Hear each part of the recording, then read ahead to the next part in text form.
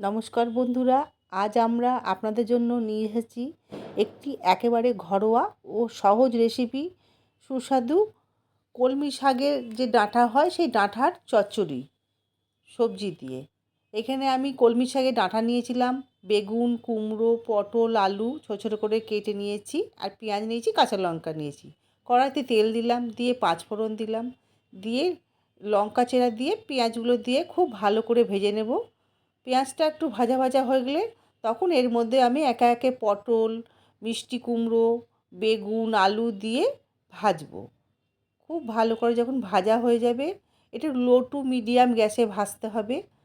তারপর আমি এর মধ্যে চিংড়ি মাছ দেবো। চিংড়ি মাছ ধুয়ে লবণ হলুদ মাখিয়ে রেখে দিয়েছি।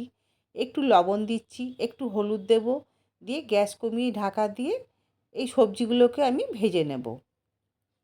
আমার যদি রেসিপি আপনাদের পছন্দ হয়ে থাকে তাহলে প্লিজ আমার চ্যানেলটি লাইক সাবস্ক্রাইব করতে ভুলবেন না। এই যে আমি চিংড়ি মাছটা এবার এর মধ্যে অ্যাড করে দিলাম। চিংড়ি মাছটা ধুয়ে লবণ হলুদ মাখিয়ে রেখেছিলাম।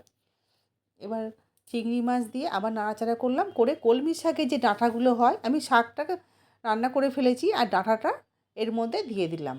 অপূর্ব লাগে খেতে। আমার কথা শুনে আপনারা তৈরি করে খেয়ে দেখুন। এখন কিছুই ফেলা যায় না।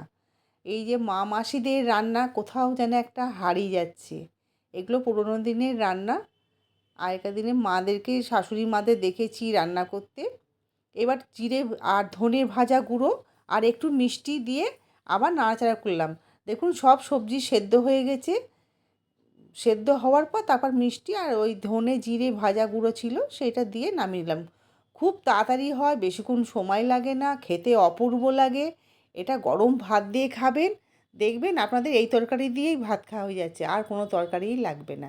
ঠিকঠাকভাবে রান্না করলে, রান্না তো হস্তশিল্প, আগে